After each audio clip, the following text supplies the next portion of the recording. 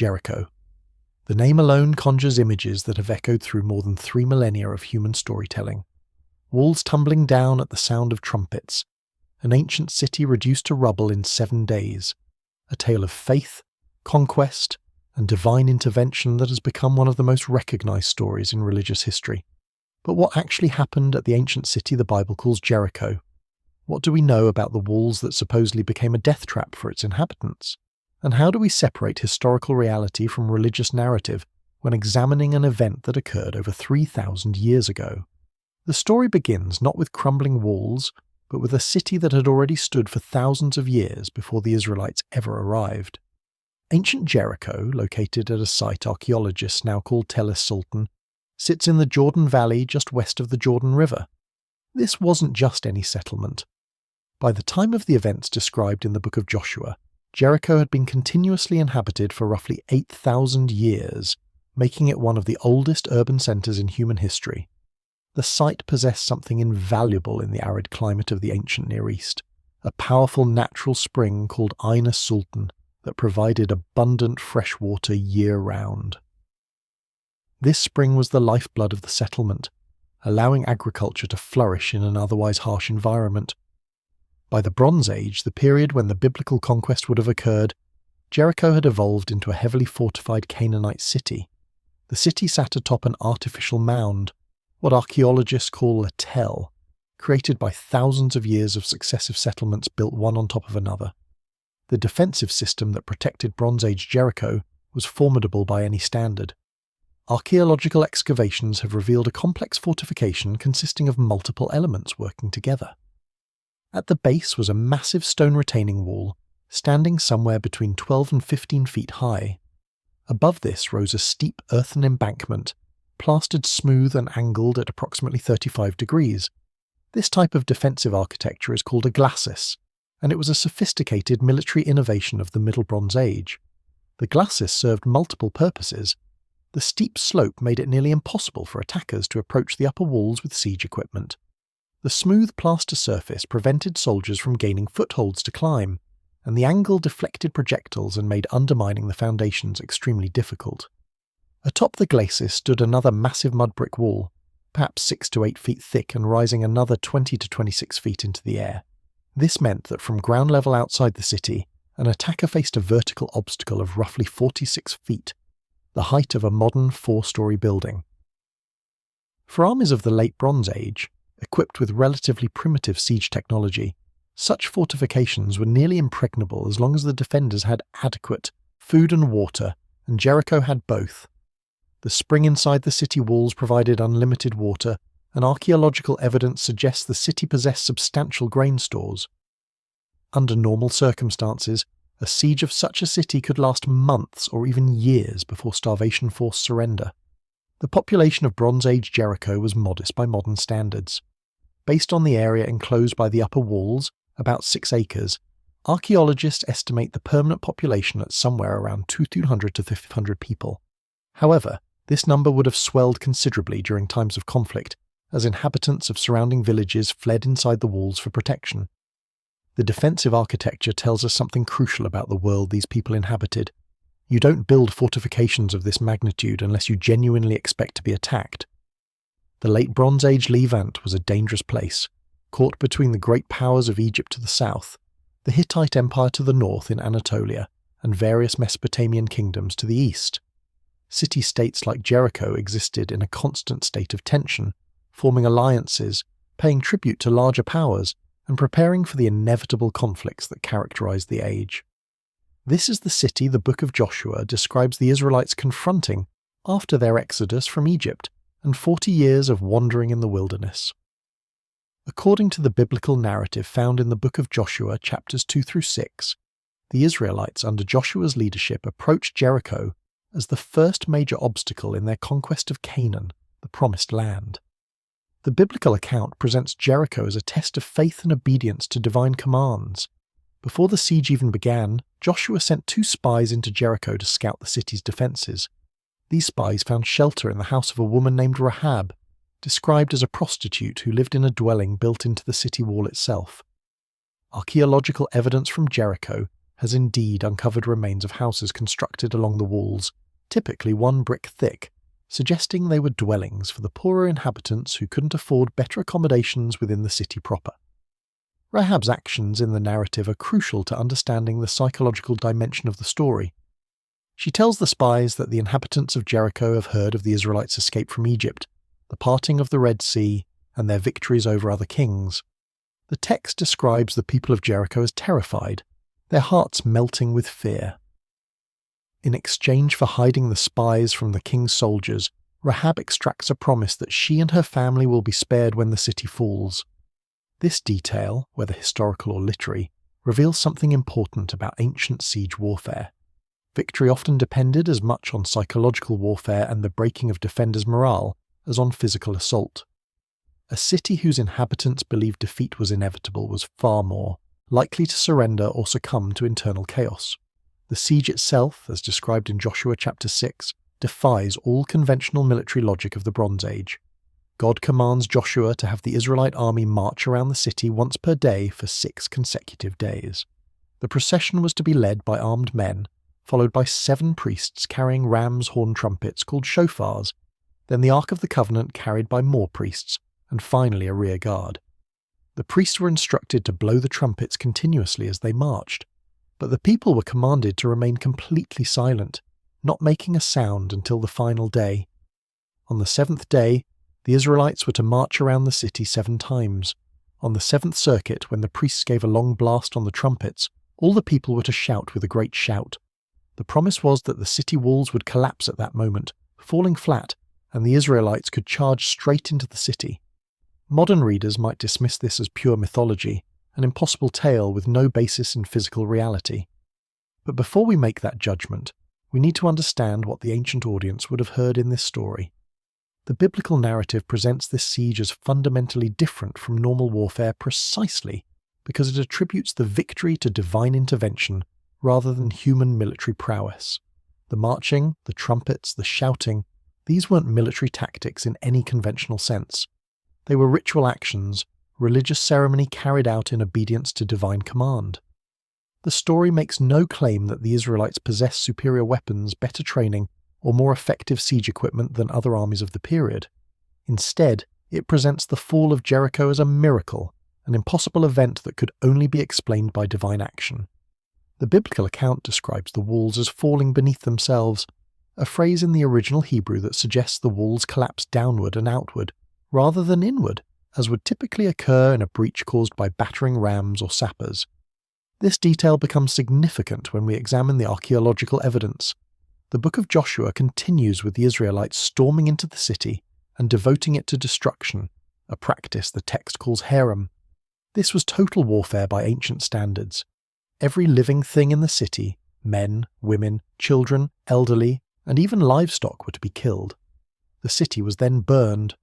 Only Rahab and her family, marked by a scarlet cord hung from her window, were to be spared. The text also specifies that the Israelites were forbidden from taking any plunder for themselves. All silver, gold, bronze, and iron were to go into the treasury of the Lord.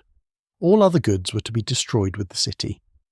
This prohibition becomes a plot point in the subsequent narrative when one man, Achan, secretly takes some forbidden items, leading to an initial defeat at the next city of Ai. The explanation given for why grain stores would be left untouched and burned with the city, rather than looted by the victorious army, is this religious prohibition. A heavily fortified city with abundant food supplies would normally be able to withstand a lengthy siege. But the biblical account claims Jericho fell in only 7 days, meaning the inhabitants never had time to deplete their food stores. This becomes one of the verifiable claims we can potentially test against archaeological evidence. After describing the destruction of Jericho, the book of Joshua includes a curse pronounced by Joshua. He declares that anyone who attempts to rebuild the city will do so at the cost of their firstborn son when laying the foundation and their youngest son when setting up the gates. The text claims this curse was fulfilled centuries later during the reign of King Ahab, when a man named Heel of Bethel rebuilt Jericho and lost both his firstborn and youngest sons. This curse and its supposed fulfillment suggest the biblical writers wanted to emphasize that Jericho's destruction was meant to be permanent and total, so we have the biblical narrative. But what does archaeology tell us about what actually happened at ancient Jericho? This is where things become complicated and contentious. The site of Tel es Sultan was first excavated in the late 19th century, and multiple archaeological expeditions have worked there throughout the 20th and into the 21st century. Each excavation team brought different methodologies, drew different conclusions, and often contradicted previous findings. Understanding the archaeological debate requires understanding that archaeology is not like opening a book and reading history. It's more like trying to reconstruct a book that's been torn apart, burned, scattered, buried under 30 feet of dirt, and had other books stacked on top of it for thousands of years. Archaeologists must interpret fragmentary evidence, date their findings using various techniques, and construct narratives that best fit the data they've uncovered. Different archaeologists can look at the same evidence and reach very different conclusions. The most extensive early excavations were conducted by British archaeologist John Garstang from 1930 to 1936. Garstang uncovered evidence of a city that had been destroyed by fire, with walls that had collapsed in a manner he found remarkable. Unlike a typical siege where walls would be breached inward by attackers, Garstang documented that Jericho's walls had fallen outward, collapsing down the slope of the embankment. This would have created natural ramps of rubble that made it easy for attackers to simply walk up and over into the city, exactly as the biblical text describes when it says the people went up into the city, every man straight before him. Garstang dated this destruction layer to approximately 1400 BCE based on the pottery styles he found, which would align reasonably well with the traditional biblical chronology, placing the Exodus and conquest in the 15th century BCE. Garstang also found extensive evidence of fire throughout the destruction layer. The city had clearly been burned intensely and completely. He discovered large storage jars filled with grain that had been charred in the conflagration. This finding struck Garstang as highly significant. A city under siege for months or years would have consumed these grain stores. The fact that full jars of grain remained suggested the siege was brief, perhaps only a week or so, again matching the biblical time frame. For Garstang and his supporters, the archaeological evidence seemed to provide remarkable confirmation of the biblical account. A city destroyed by fire after a brief siege, with walls that fell outward creating ramps into the city, and abundant food stores left unconsumed. These details aligned almost perfectly with the Joshua narrative. However, in the 1950s, British archaeologist Dame Kathleen Kenyon conducted new excavations at Jericho using more refined stratigraphic methods. Kenyon was a pioneer of careful archaeological technique, paying close attention to the distinct layers of occupation and using pottery typology, the classification of pottery styles by period, to date her findings more precisely. Her conclusions challenged Garstang's interpretation dramatically. Kenyon agreed that there was evidence of a destroyed city with collapsed walls and burning. But she dated this destruction layer much earlier, to around 1550 BCE, roughly 150 years before the traditional date for Joshua's conquest. Based on the absence of certain distinctive pottery types that characterized the Late Bronze Age, Kenyon concluded that Jericho had been destroyed and then largely abandoned during the period when the Israelites would have been conquering Canaan. In other words, according to Kenyon's analysis, there was no substantial city at Jericho for Joshua to conquer. The walls that Garstang had documented were Middle Bronze Age fortifications that had been destroyed more than a century before the Exodus. Kenyon's conclusions became the scholarly consensus for decades and fundamentally shaped how biblical scholars and archaeologists viewed the historicity of the conquest narratives. If Kenyon was right, then the Jericho story in Joshua was either completely fictional, written centuries later to glorify Israel's origins, or it was a folk memory of some much earlier event that had been incorporated into later religious narratives. The implications extended beyond Jericho to the entire conquest account. Kenyon's work seemed to support a growing scholarly view that the Israelite settlement of Canaan was not a sudden military conquest, as Joshua describes, but rather a gradual infiltration and assimilation over several centuries. But archaeology is a constantly evolving field, and Kenyon's conclusions have not gone unchallenged. In 1990, archaeologist Bryant Wood published a detailed reanalysis of Kenyon's findings in the Biblical Archaeology Review. Wood argued that Kenyon had made crucial errors in her dating methodology. He pointed out that Kenyon's dating was based largely on the absence of imported Cypriot pottery that was common in the Late Bronze Age. But Wood noted that absence of evidence is not evidence of absence. Just because certain imported wares weren't found doesn't necessarily mean the city wasn't occupied during that period. Local pottery could have been in use, even if expensive imports weren't available.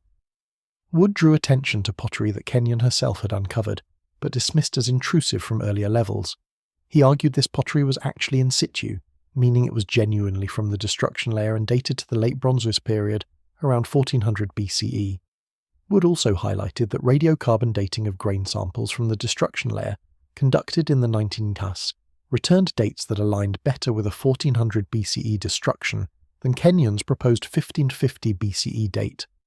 Like Garstang before him, Wood interpreted the collapsed walls, the extensive fire damage, and the abundant grain stores as evidence supporting the biblical account. His work reignited debate and led to renewed interest in the archaeology of Jericho. More recent excavations, led by Italian archaeologist Lorenzo Nigro, beginning in the 1990s and continuing into the 21st century, have added further complexity. Nigro's team has confirmed that Jericho was indeed occupied during the Late Bronze Age, though perhaps not as extensively as in earlier periods.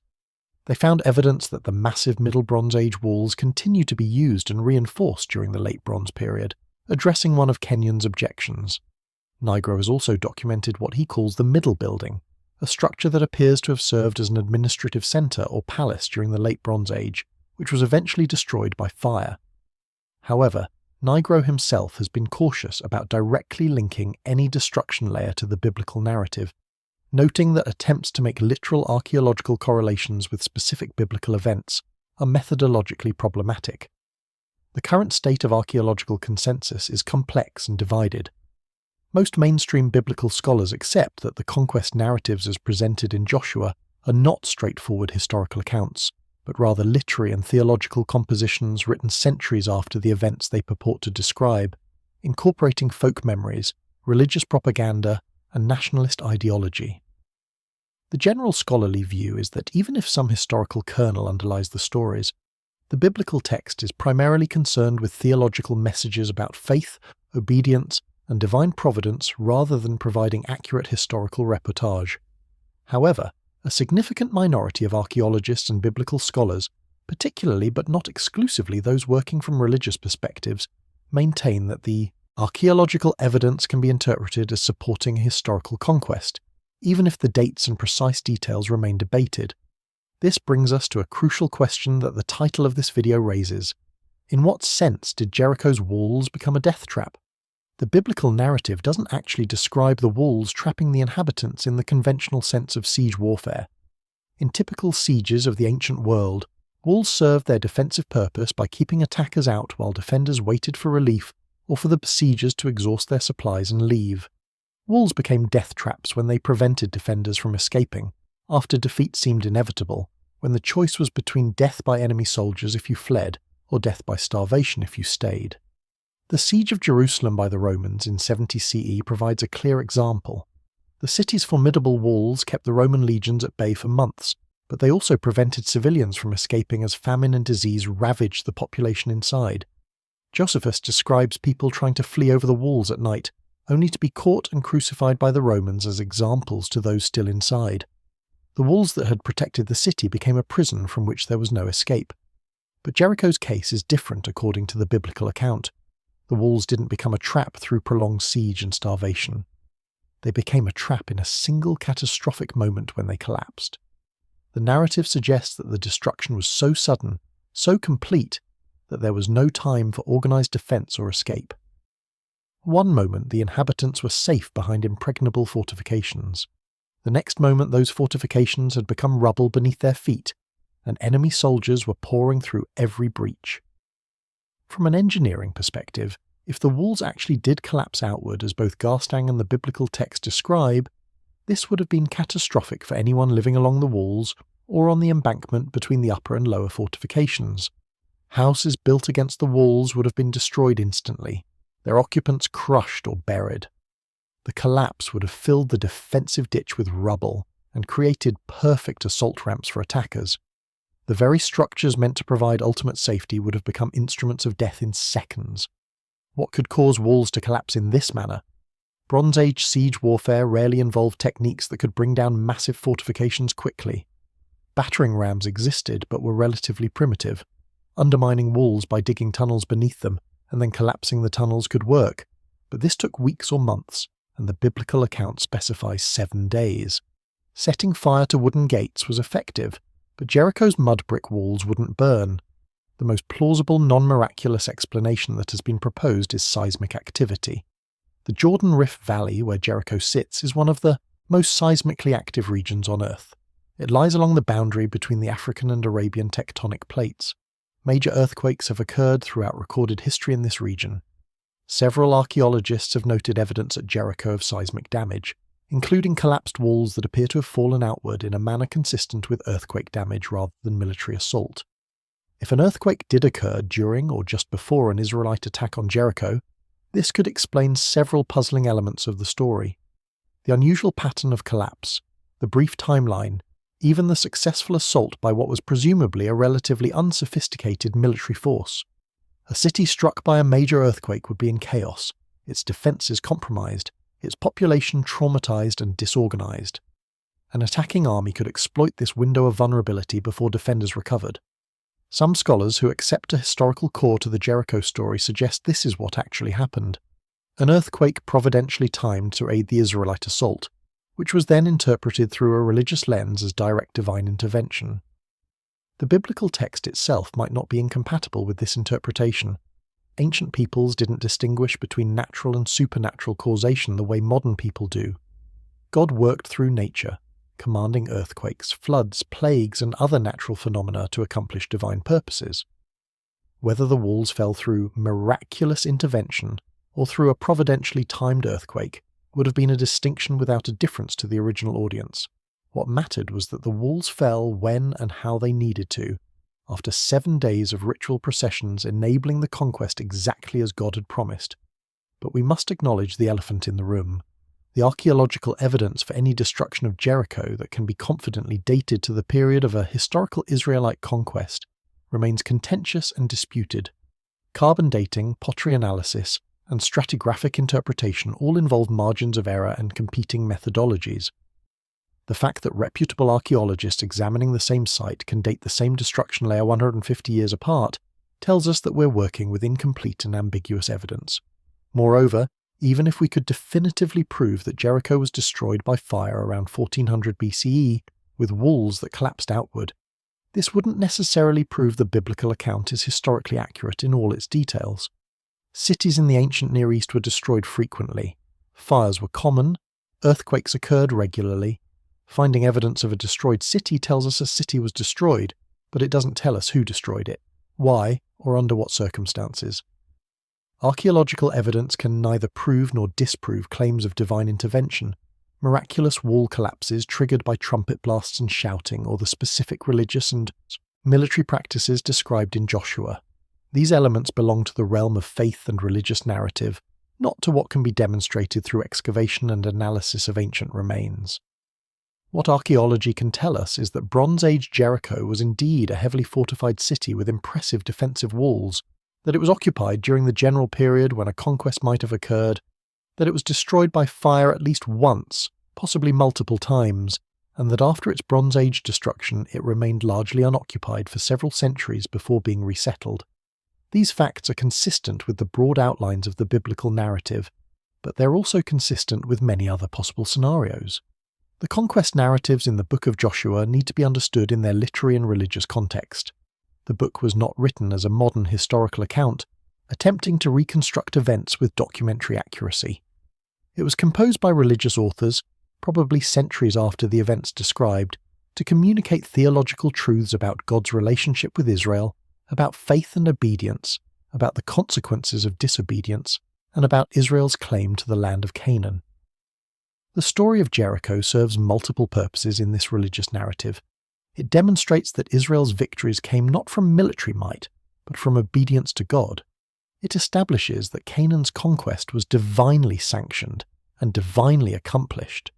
It provides a vivid example of faith in action, with the Israelites performing seemingly nonsensical ritual actions in trust that God would deliver on the promise of victory.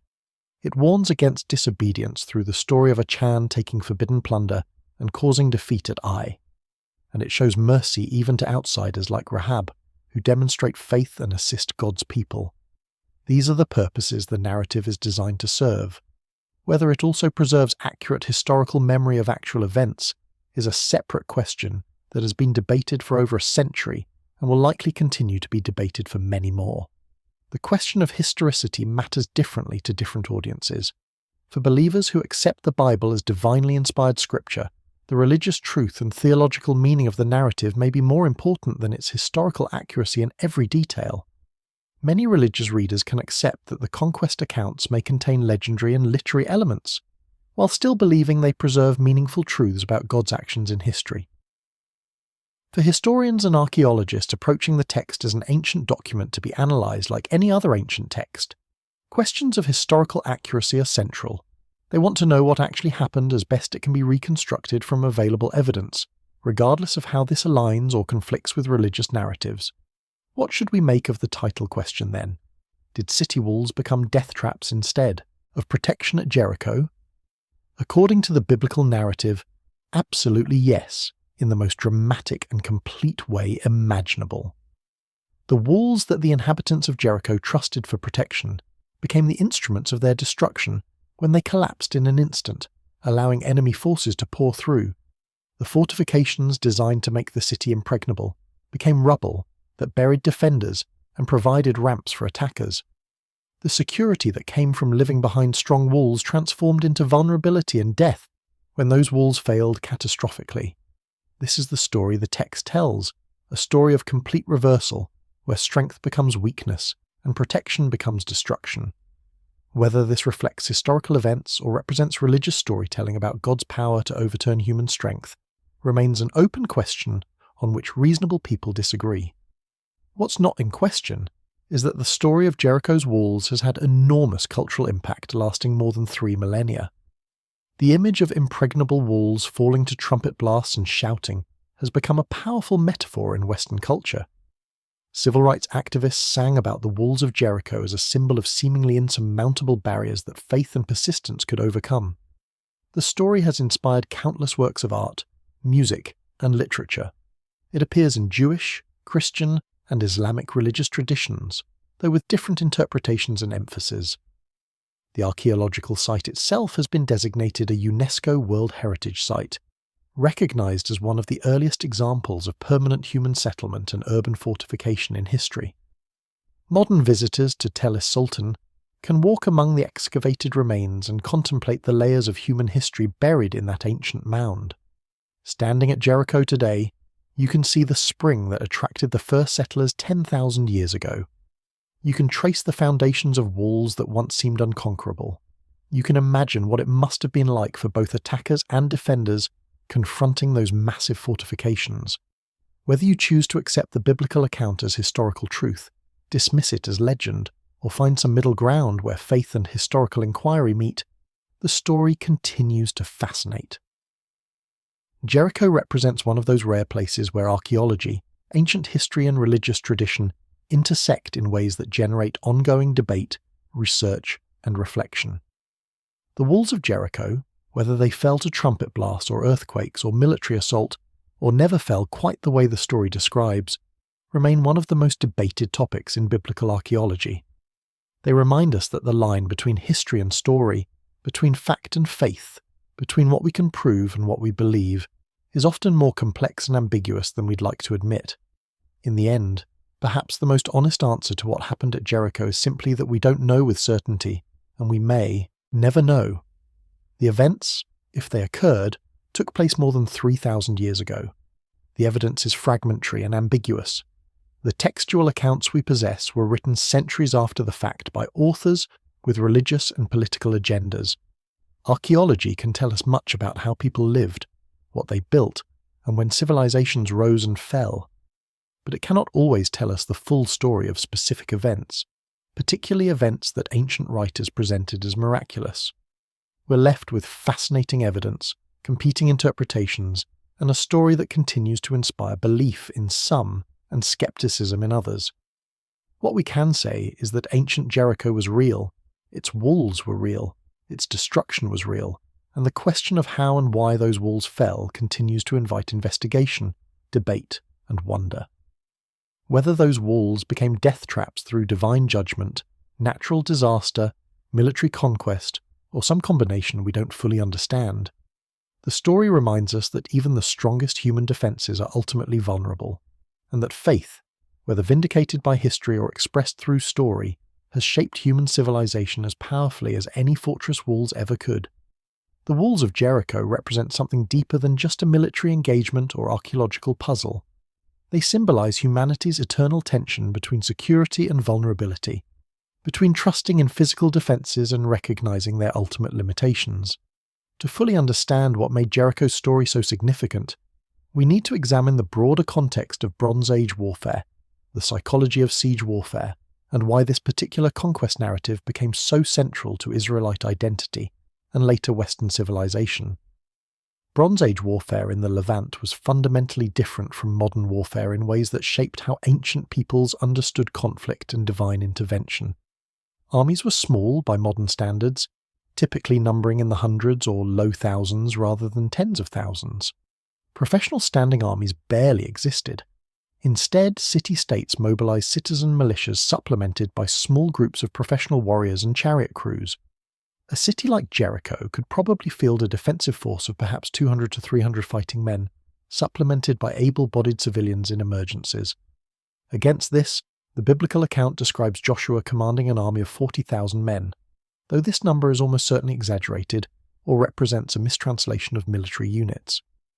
More realistic estimates based on population models suggest the Israelite force might have numbered 2,000 to 5,000, still a significant numerical advantage. The technological limitations of Bronze Age siege warfare meant that attacking a fortified city was extraordinarily difficult and costly. Siege towers existed but were rare and difficult to construct and transport. Battering rams were simple affairs, essentially large logs carried by men and, repeatedly slammed against gates or walls. They were effective against wooden gates but far less so against thick mud brick walls reinforced with stone foundations. Scaling ladders could be employed, but defenders had enormous advantages.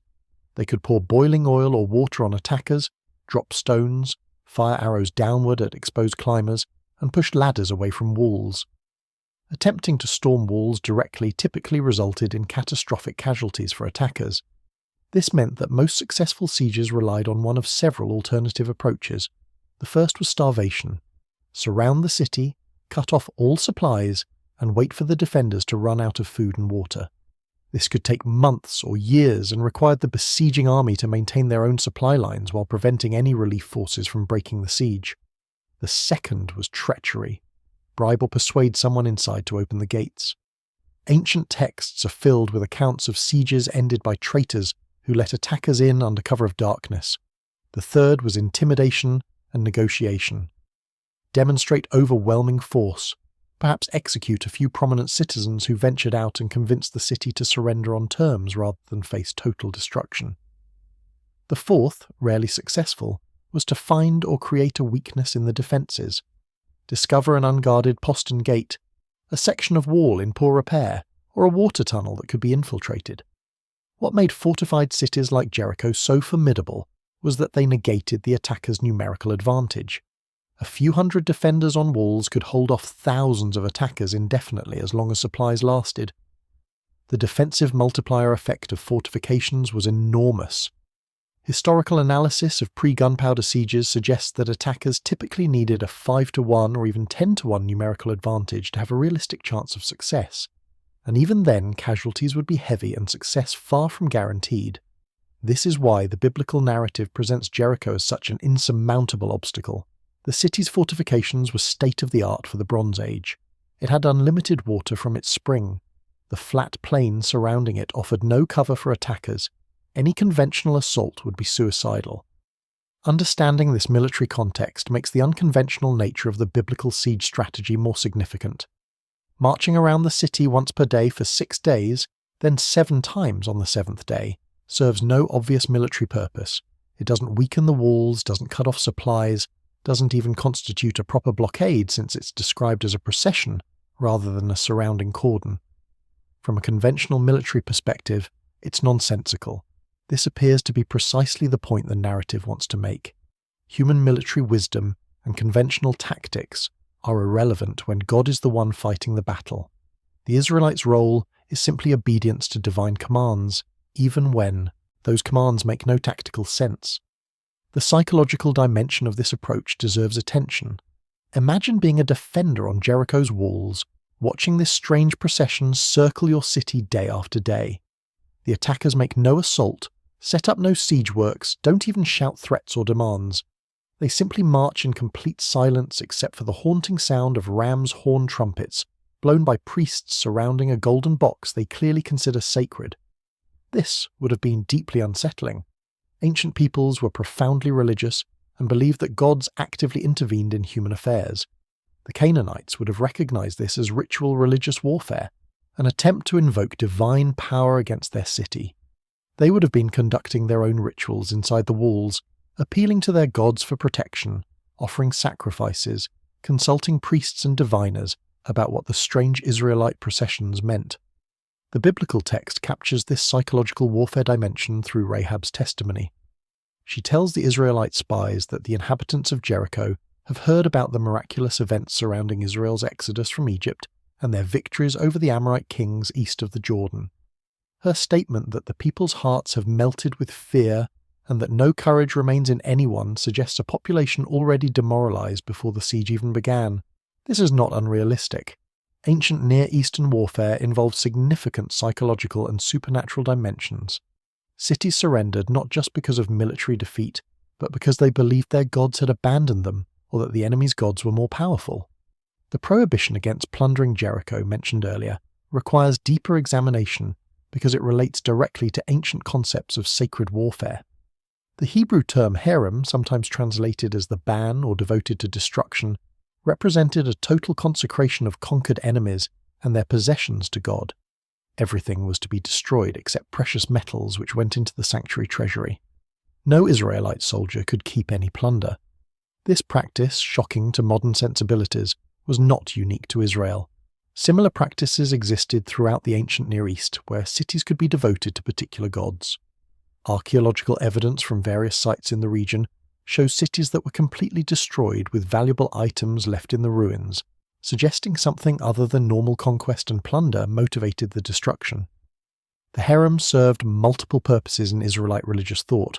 It demonstrated that conquest was for God's purposes, not for enriching soldiers. It prevented Israelite soldiers from becoming corrupted by Canaanite religious objects and practices. It expressed the complete nature of God's judgment against Canaan, and it reinforced that the land itself was a divine gift, not a reward for military prowess. The story of Achan who violated the harem by taking forbidden items from Jericho and hiding them in his tent illustrates how seriously this prohibition was taken. According to Joshua chapter 7, Achan's disobedience led to Israel's defeat at the next city of Ai, and when his theft was discovered through sacred lots, he and his entire family were executed by stoning and burning. This brings us to one of the most troubling aspects of the Jericho narrative for modern readers: the complete destruction of the population, including women, children, and even animals. How do we understand this genocide, for that's what it would be called today, within the context of ancient warfare and religious thought? Ancient Near Eastern warfare was brutal by any standard. Assyrian reliefs depict mass executions, impalements, and deportations. Egyptian texts describe pharaohs annihilating enemies completely. The concept of civilian immunity in warfare didn't exist. Defeated cities could expect enslavement at best, massacre at worst. However, total destruction was relatively rare. Conquerors typically preferred to incorporate defeated populations as slaves, tributaries, or subjugated peoples who could provide labor and taxes. Complete extermination destroyed potential economic resources. The biblical command to utterly destroy Canaanite cities appears to be religiously motivated, rather than militarily or economically motivated. The reasoning provided in Deuteronomy chapter 20 and elsewhere is that Canaanite religious practices, including child sacrifice, sacred prostitution, and other rituals Israelite law condemned as abominations, must be completely eradicated to prevent Israel from being tempted to adopt them. The concern was religious and cultural preservation rather than ethnic hatred. This is evidenced by figures like Rahab who, despite being Canaanite, was spared, and according to later tradition became an ancestor of King David and ultimately of Jesus. What mattered was not ethnicity but religious allegiance. Modern scholars debate whether these total destruction accounts reflect actual historical practices or represent later literary idealization. Some argue that the conquest narratives were written during the Babylonian exile in the 6th century BCE as a way of explaining why Israel had lost its land.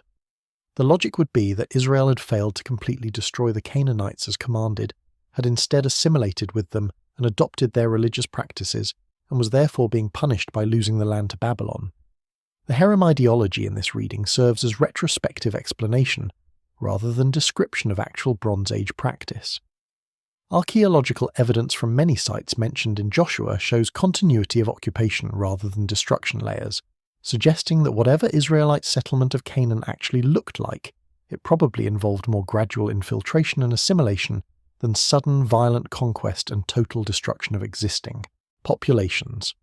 Returning specifically to Jericho, the narrative provides one of the most detailed accounts of a harem execution in the Hebrew Bible. Joshua chapter 6 verse 21 states they devoted the city to the Lord and destroyed with the sword every living thing in it, men and women, young and old, cattle, sheep, and donkeys. The only exceptions were Rahab's extended family, who were brought out safely before the city was burned.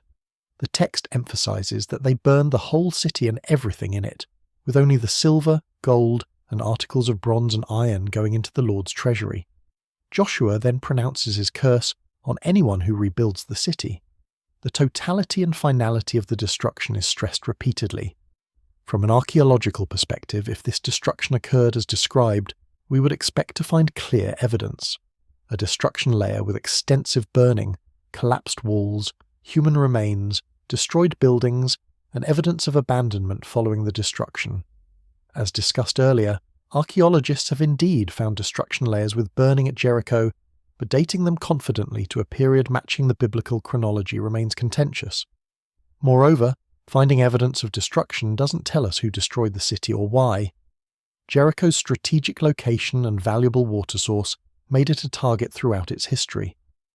It could have been destroyed by Egyptians, by rival Canaanite city-states, by nomadic raiders, by natural disasters, or by early Israelites. The archaeological evidence alone cannot definitively prove or disprove the biblical account. The story of Rahab deserves closer examination because she represents an interesting counterpoint to the total destruction theme. She was a Canaanite, a resident of the doomed city, and a prostitute, someone triply marginalized in ancient society. Yet she becomes a hero of faith in both Jewish and Christian tradition. The New Testament book of James cites her as an example of faith demonstrated through works. The genealogy in the Gospel of Matthew lists her as an ancestor of Jesus. Her story suggests that even in narratives emphasizing ethnic and religious boundaries, there's recognition that individuals can cross those boundaries through faith and righteous action.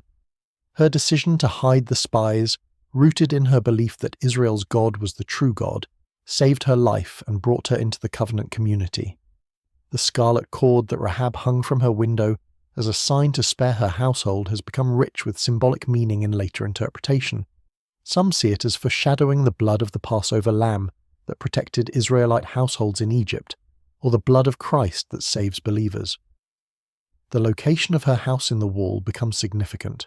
When the walls collapsed, somehow the section containing her house remained standing, at least long enough for her and her family to be rescued.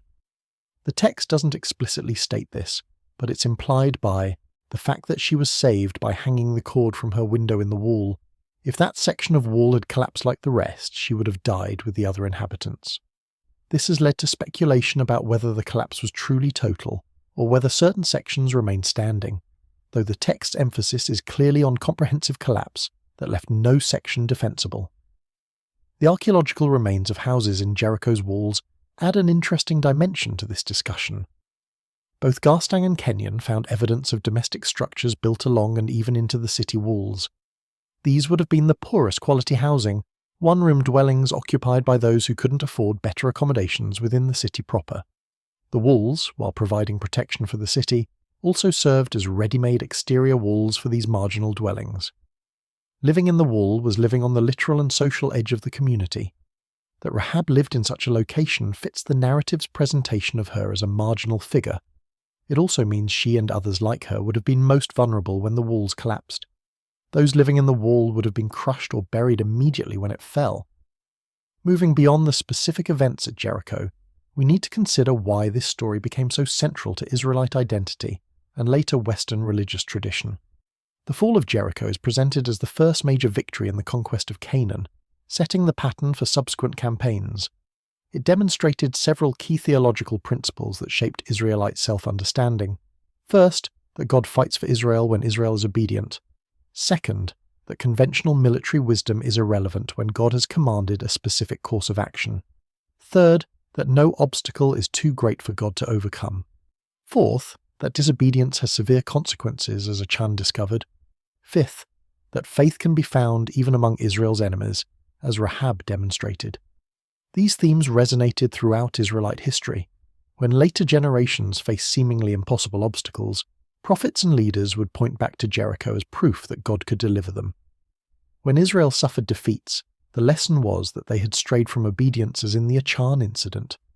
The story functioned as both encouragement in times of trouble and warning against unfaithfulness. It's probably not coincidental that the narrative emphasizes ritual processions and priestly leadership, alongside military action. This reinforced the importance of proper worship and priestly authority in Israelite society. The Ark of the Covenant, Israel's most sacred religious object, is central to the story, emphasizing that God's presence with Israel was what mattered most, not military might or superior numbers. The conquest narratives, including Jericho, also served to legitimize Israelite claims to Canaan. By presenting the conquest as divinely commanded and accomplished, the narratives asserted that Israel's possession of the land was not merely the result of military conquest, which would have been morally ambiguous at best, but the fulfillment of divine promises to the patriarchs Abraham, Isaac, and Jacob. God had given them this land, and the conquest under Joshua was the realization of that promise. This ideological function of the narratives is why many scholars believe they were composed or substantially edited during later periods when Israelite control of the land was threatened or lost. The stories reinforced that Canaan was rightfully Israel's land by divine gift, not by mere human conquest. The New Testament picks up Jericho imagery in several places, most explicitly in the book of Hebrews chapter 11, often called the Faith Hall of Fame. Verse 30 states, "By faith the walls of Jericho fell, after the army had marched around them for 7 days." The emphasis is entirely on faith as the operative force. The marching, the trumpets, the shouting are all presented as expressions of faith in God's promise. The author of Hebrews uses Jericho along with other Old Testament examples to encourage perseverance in faith despite persecution and difficulties. Just as the Israelites saw impossible walls fall through faith, believers should trust that God will fulfill his promises even when circumstances seem impossible. This interpretation of Jericho as primarily a story about faith rather than military history became dominant in Christian tradition. Church fathers like Augustine interpreted the 7 days of marching as symbolic of the 7 ages of history leading to Christ's return, or of the 7 days of creation. The trumpets represented the preaching of the gospel. The falling walls symbolized the collapse of pagan resistance to Christianity. The story was spiritualized and allegorized endlessly, with different interpreters finding different levels of symbolic meaning. While modern biblical scholarship emphasizes reading texts in their original historical context, before applying them to later situations, this allegorical tradition shows how powerfully the Jericho story captured religious imagination across centuries. Islamic tradition also preserves accounts of Jericho, though with some differences from the biblical version. The Quran doesn't mention Jericho specifically by name, but Islamic commentators identified it with the city the Israelites were commanded to enter in Surah 5 verse 21. Later, Islamic tradition includes stories about Joshua, called Yusha in Arabic, and his conquests in Canaan. Some traditions describe the sun standing still during a battle, echoing the later biblical account in Joshua chapter 10 though applied to different battles. Medieval Islamic historians like Al-Tabari included accounts of Joshua's campaigns that show awareness of both biblical traditions and independent Arab historical memories. The site of ancient Jericho had a mosque built on it during the Islamic period, reflecting continued religious significance for Muslims as well as Jews and Christians. The modern city of Jericho, located near but not on the ancient Tel, has a population of around 20,000 Palestinians. It sits in the West Bank, territory whose political status remains disputed between Israelis and Palestinians. The ancient conquest narratives have contemporary political resonance in this context, with different groups citing them to support their claims to the land. Some Israeli religious nationalists view the Joshua narratives as establishing God's gift of the land to the Jewish people, reinforcing modern claims. Some Palestinians argue that even if the biblical accounts are historical, which many question, events 3,000 years ago cannot justify modern territorial claims. International observers generally try to separate ancient religious texts from contemporary political disputes, arguing that property rights and national boundaries should be determined by international law rather than by religious interpretations of ancient narratives. This political dimension adds another layer of complexity to how we understand and interpret the Jericho story today. For many people, it's not merely an ancient tale or an archaeological puzzle, but a text with direct relevance to contemporary conflicts. This makes dispassionate historical analysis more difficult, but also more important. Understanding what the text actually says, what it meant in its original context, and what the archaeological evidence does and doesn't support, becomes crucial when different parties cite the same narratives to support incompatible political positions. Returning to the archaeological debates, it's worth noting that the disputes over Jericho, dating and interpretation, reflect broader methodological tensions in biblical archaeology. One approach, sometimes called biblical archaeology or biblical minimalism depending on the practitioner's conclusions, starts with the biblical text and seeks archaeological evidence that confirms, challenges, or illuminates it. Another approach treats the biblical text as just one source among many, no more inherently reliable than other ancient texts, and constructs historical reconstructions based primarily on archaeological and other non-biblical evidence. These different methodological starting points often lead to very different conclusions even when examining the same evidence. Those who begin with confidence in the biblical text's historical reliability tend to interpret ambiguous evidence in ways that support biblical accounts, date destruction layers to align with biblical chronology, and emphasize findings that seem to confirm scriptural details. Those who approach the text with more skepticism tend to highlight contradictions between archaeological findings and biblical claims, prefer dating methods that don't align with traditional biblical chronology, and emphasize the literary and ideological nature of the text over their historical content. Neither approach is necessarily wrong. Both can be done rigorously or sloppily. But readers need to understand that apparently objective archaeological reports often reflect deeper methodological commitments and assumptions. The walls of Jericho, whether they fell in 7 days to trumpet blasts or over decades to normal decay, whether they were rebuilt and destroyed multiple times or destroyed once and abandoned, continue to fascinate precisely because they exist at this intersection of faith, history, and archaeology. They represent one of those rare places where religious tradition makes specific, testable claims about physical events in the historical past. This is both the story's strength and its vulnerability. Unlike purely spiritual or moral teachings that can't be archaeologically verified or falsified, the claim that fortified walls fell in a specific way at a specific time is theoretically testable. That we still can't definitively test it after more than a century of archaeological work shows both the limitations of archaeology and the resilience of contested narratives. What can we say with confidence? Jericho was indeed an ancient fortified city with impressive walls. It was occupied during the Bronze Age. It suffered destruction by fire at least once. It was largely abandoned for a period after its Bronze Age destruction. The biblical tradition associates it with an early Israelite conquest. Beyond these basic facts, much remains debated and uncertain. The exact date of destruction, whether it correlates with any historical Israelite conquest, the manner of the wall's collapse, the historical reliability of specific details in the Joshua narrative, all these remain open questions on which scholars disagree. Perhaps that uncertainty is fitting. The walls of Jericho, whether they fell to divine intervention, earthquake, military assault, or some combination we don't fully understand, remind us of the limits of historical knowledge and the enduring power of stories that speak to something deeper than mere historical facts. They became death traps, if the narrative is to be believed not through the normal mechanisms of siege warfare, but through sudden catastrophic collapse that turned protection into destruction in an instant. That image of walls meant to provide ultimate security suddenly failing completely resonates across cultures and ages.